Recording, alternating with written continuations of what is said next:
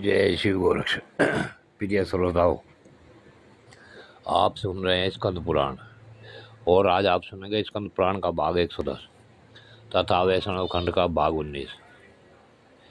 पिछले भाग में आपने सुना कि भारद्वाज जी ने अर्जुन से कहा कि यह स्वर्णमुखरी नदी महर्षि अगस्त जी के द्वारा इस संसार में आई।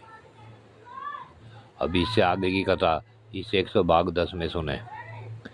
अर्जुन ने पूछा, है मुने, स्वर्णमुखरी नदी में किन किन पवित्र नदियों का संगम हुआ है तथा इसमें कहाँ स्नान करने से समस्त पाप कट जाने के कारण मनुष्य यमराज के भय को नहीं प्राप्त होता। भारद्वाज जी बोले, हे कुंती नंदन, अगस्त पर्वत से यहाँ पहले महानदी स्वर्णमुखरी पृथ्वी पर उतरी है। उस तीर्थ में स्नान करके मनुष्य कृतार्थ हो जाता है। वह पावन तीर्थ त्रिभुवन में अगस्त जी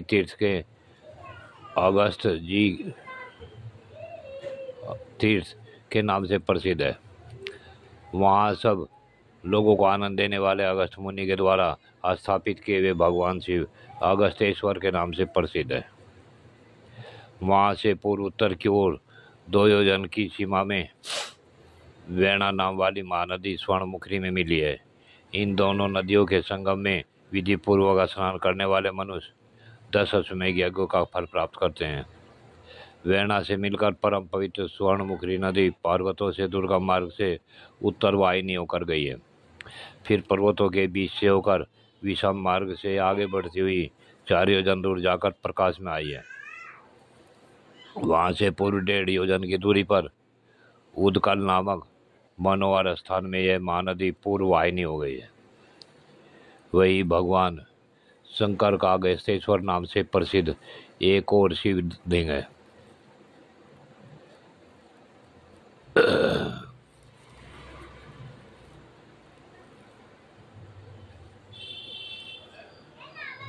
जो मनुष्य उस महानदी में स्नान करके इंद्रियों को संयम में रखते हुए अगस्त मुनि के द्वारा स्थापित भगवान पार्वती नाथ का दर्शन करते हैं, अनेक जन्मों की उपार्जित पाप राशि को दूर करके अनंत काल तक स्वर्गलोक में सुख भोगते हैं। वहाँ से तीर्थ समुदाय से सुशोभित स्वर्णमुखरी नदी पुनः आधे योजन तक उत्तर की ओर गई है। वह प्रदेश हिमताल, ताल और साल आदि वृक्षों से बड़ा मनोहर प्रतीत होता है। वहीं जात व्याघ्रपदा नाम वाली नदी स्वर्णमुखरी नदी में मिली है। उन दोनों नदियों के संगम में स्नान करने वाले श्रेष्ठ मनुष्य 10 अश्वमेध यज्ञों का पूर्ण फल प्राप्त करते हैं।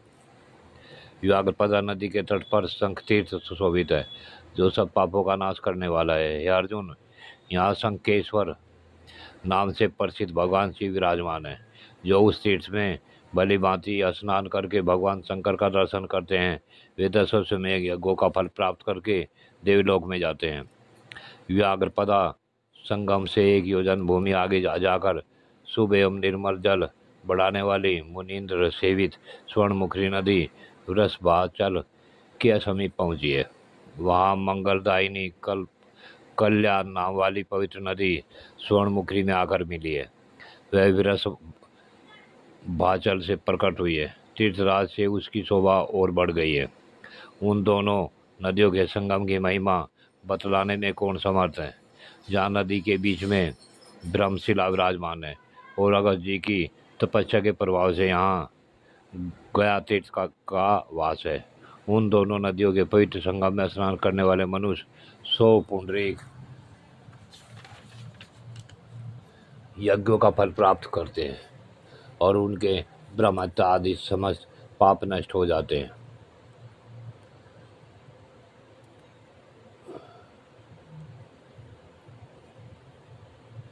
वेंकटाचल पर भगवान विष्णु श्री लक्ष्मी के साथ सदैव निवास करते हैं।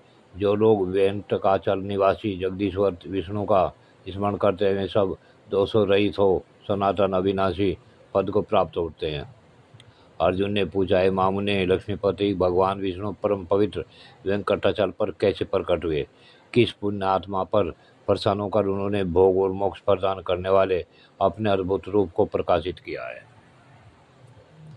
तब भरद्वाज जी बोले, एक कुंती नंदन पूर्व काल में भागीरथी के तट पर यज्ञ दीक्षा परायण तथा विशुद्ध ज्ञान से विभूषित महात्मा राजा जनक से ने वामदेव जी ने जो पापनाशक कथा कही है, वह भगवान विष्णु के कीर्तन से युक्त होने के कारण सबको पवित्र करने वाली है। वही कथा मैं तुम्हें सुनाऊंगा। प्रिय श्रोताओं, यह कथा आगे अगले भाग में सुनेंगे। आज की कथा यहीं पूर्ण होती है। जय शिव गोरख।